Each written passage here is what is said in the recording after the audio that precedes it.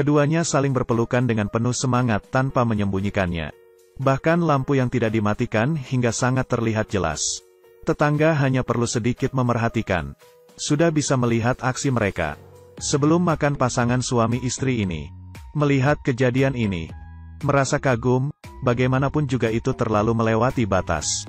Meskipun keduanya kaget dengan tetangga mereka yang cuek. Mereka tetap memperhatikannya. Seperti menonton suatu film sambil mendiskusikan hubungan mereka. Pasangan ini sudah menikah sangat lama. 2 anak di rumah sangat ribut.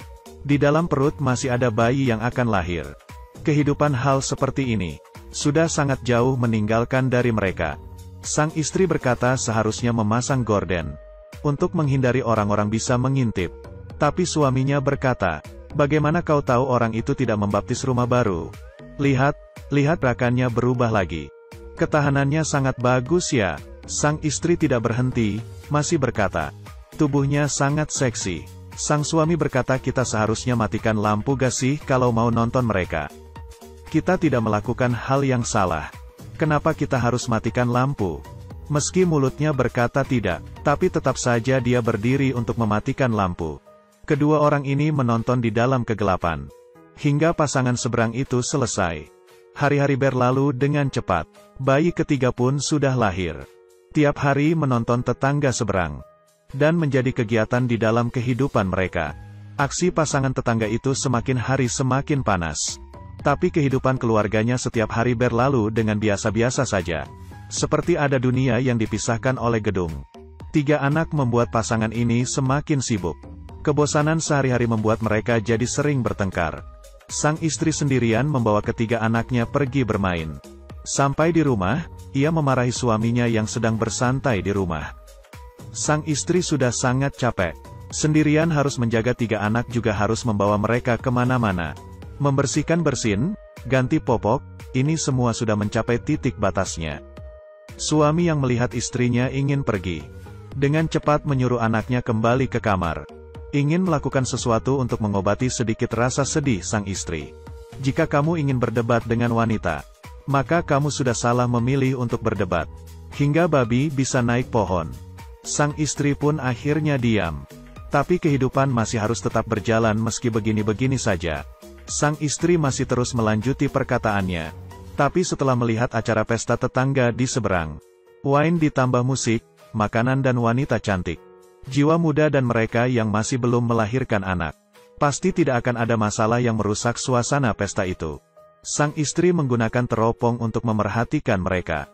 Dia semakin sedih. Sepertinya dirinya sudah tua. Dengan suami pun sudah tidak ada rasa sayang. Mendekorasi untuk hari Natal pun tidak semangat. 3 anak dan tambah 1 suami yang tidak berguna.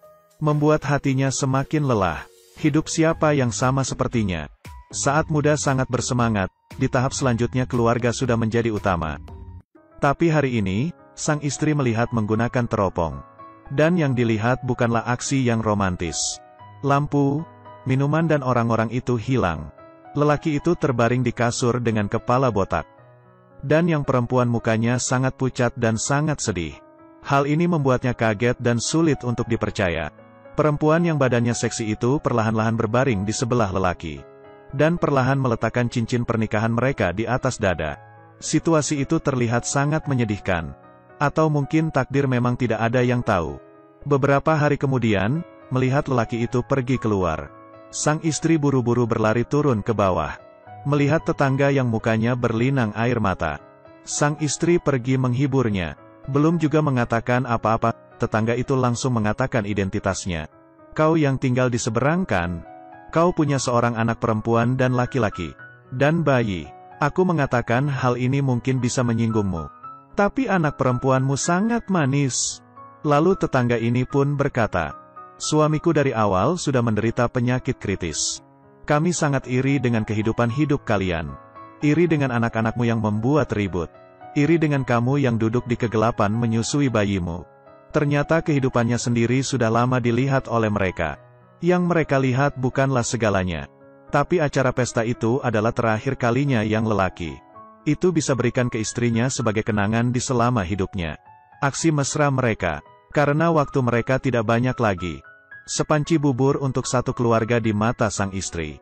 Tapi bagi tetangga itu, kehidupan yang panjang dan biasa saja. Sang suami yang cuek. Di mata tetangga itu adalah seorang pria yang baik mencari nafkah untuk keluarga. Sang istri tiba-tiba menyadari. Untungnya masih belum terlambat. Apa yang kamu lihat di dunia? Sebenarnya kamu belum melihat semuanya. Seorang sedang berharap dan iri dengan kehidupan orang lain. Tak disangka diri sendiri juga diiri oleh orang lain. Mungkin saja yang kita lihat ini menurut kita biasa-biasa saja. Ini adalah stabilitas dan kedamaian yang dirindukan orang lain. Bersyukurlah dengan apa yang kita punya. Barulah bisa mendapatkan apa yang ada di dunia. Ya sudah, cerita kita sampai di sini. Kita ketemu lagi.